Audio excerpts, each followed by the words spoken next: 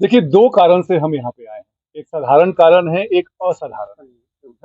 साधारण कारण जो कि गज़ाली जी ने बताया है आपको कि 29 तारीख को राजगीर में, वहाँ पे हॉकी स्टेडियम है, उसके बगल में स्टेट गेस्ट हाउस है। वहाँ पे हम बहुजन भीम संकल्प समागम का आयोजन किया जा रहा है, जिसमें हमें लगता है कि हज़ारों नहीं, लाखों की संख्या में लोग पहुँचेंगे। तो ये तो एक साधारण कारण हो गया और हम आशा करेंगे कि आपके माध्यम से और जो भी अगल-बगल के जिला हैं, जैसे कि आपका ये नालंदा हो गया, बरबीघा है, इसके अलावा जमुई है, बेगूसराय जो भी है, आपके माध्यम से सब लोग को हम आमंत्रित करते हैं कि आप वहाँ भारी संख्या में पहुँचे। वहाँ के मुख्य अतिथि होंगे केंद्रीय मंत्री चिराग पासवान। असाधारण कारण ये है कि आप पूछ सकते हैं कि ये नाम क्यों? बहुजन भीम संकल्प समागम क्यों? देखिए, इससे पहले 2 सप्ताह पहले हमने आरा में 9 संकल्प सभा महासभा किया था। 9 संकल्प किसके लिए? बिहार को नया बनाने के लिए। जहाँ पे बिहार में और केंद्र में डबल इंजन की सरकार है और बिहार बड़ी तेजी से विकास के पथ पे अग्रसर हो रहा है, तो उसके मद्देनजर हमने वो सभा किया था जो कि काफी सफल रहा था। अब यहाँ पे बहुजन का तात्पर्य, यहाँ पे लोग समझते हैं कि दलित, वंचित, शोषित जो लोग हाशिए पे हैं, उनकी बात हम कर रहे हैं। लेकिन जैसा कि आप जानते हैं कि हमारे नेता चिराग पासवान जी कभी भी एक जाति से बंधे नहीं होते, वो जमात की बात करते हैं। लेकिन ये देखने में आया है कि जो हमारा विपक्ष है, बड़ा षड्यंत्रकारी विपक्ष है, प्रपंच रचता है। मैं थोड़ा-सा 2 उदाहरण आपको देना चाहूँगा। इंडिया अलायंस में, जिसे हम लोग महागठबंधन बिहार में कहते हैं, 2 बड़ी पार्टियां हैं, राजद और कांग्रेस। अभी आप देखिए कि राजद ने बाबा साहब भीमराव अंबेडकर जी की तस्वीर का कैसा अपमान किया जब लालू प्रसाद यादव जी की जन्मदिन था। इसके अलावा आपको यह भी मालूम होना चाहिए कि जननायक कर्पूरी ठाकुर जी, जो कि भारत रत्न हैं, उनको लालू प्रसाद यादव जी क्या कहते थे? कपटी ठाकुर कहते थे। कांग्रेस की बात बताएं तो कभी भी उन्होंने बाबा साहब अम्बेडकर को तवज्जो नहीं दी, सम्मान नहीं दिया। यहाँ तक कि उनका फोटो तक नहीं लगाया था पार्लियामेंट के केंद्रीय हॉल में। वो हमारे दिवंगत नेता के अथक प्रयास के बाद फोटो लगा। तो ये दर्शाता है कि ये लोग बहुजन को सिर्फ वोट की तरह इस्तेमाल करते हैं। अब देखिए, राजद का जो समीकरण है, एमवाई समीकरण, कहीं से बहुजन आते हैं उसमें। तो वोट बैंक अगर आप इनको साधिएगा, और लालू प्रसाद यादव के 15 साल के राज्य में सबसे ज्यादा इस समुदाय का उत्पीड़न हुआ था, प्रताड़ित हुए थे। तो इस जो आयोजन है, जहां पे आप सब पहुंचिएगा, उसके माध्यम से बहुजनों के संवैधानिक अधिकार की हम बात करने जा रहे हैं। हम सामाजिक न्याय की बात करेंगे। हम ये भी बात करेंगे कि वहां पे उनके उत्थान के लिए अगर प्रस्ताव आता है तो प्रस्ताव को पारित भी किया जाएगा। हमारे 5 सांसद रहेंगे, आप सब रहेंगे, जिलाध्यक्ष रहेंगे, तमाम पदाधिकारी रहेंगे लोक जनशक्ति पार्टी रामविलास का।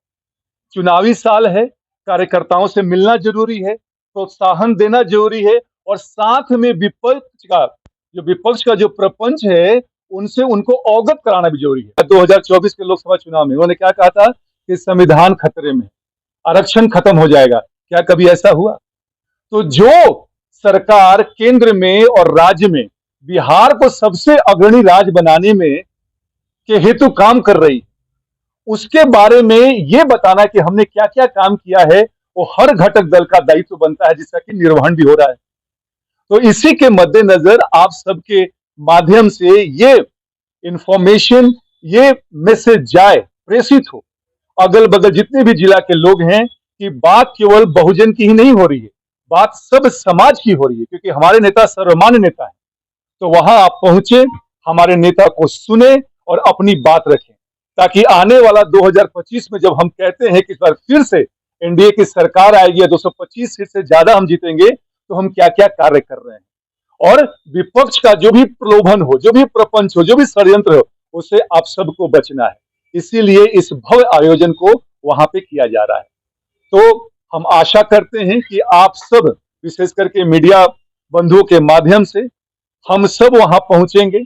जो भी लोग चिराग पासवान में, जो भी लोग माननीय नीतीश कुमार जी में, प्रधानमंत्री जी में आस्था रखते हैं, वहां पहुंच के हमारी बात सुनेंगे, और वहां से जब लौटेंगे तो ये सीख के निकलेंगे कि भाई, विपक्ष जो है केवल आपको बरगलाने के अलावा कुछ नहीं करता है। जो सही मायने में जो कार्य हो रहा है, एनडीए की सरकार काम कर रही है, जिसको हम डबल इंजन का सरकार करते हैं। तो आने वाले समय में 2025 में आप वोट इसी सरकार को दें। इसके साथ धन्यवाद। हमारी पार्टी की बात है, हमारे नेता ने कई बार कहा है कि चुनाव भी उनके नेतृत्व में लड़ा जाएगा और उनके नेतृत्व में सरकार भी बनेगी। तो इसमें कोई लाग लपेट की बात नहीं।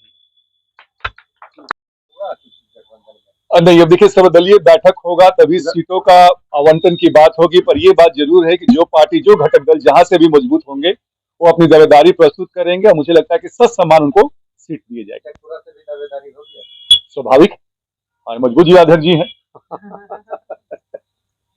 पीएम को तेजस्वी के द्वारा पॉकेट मार बताया गया।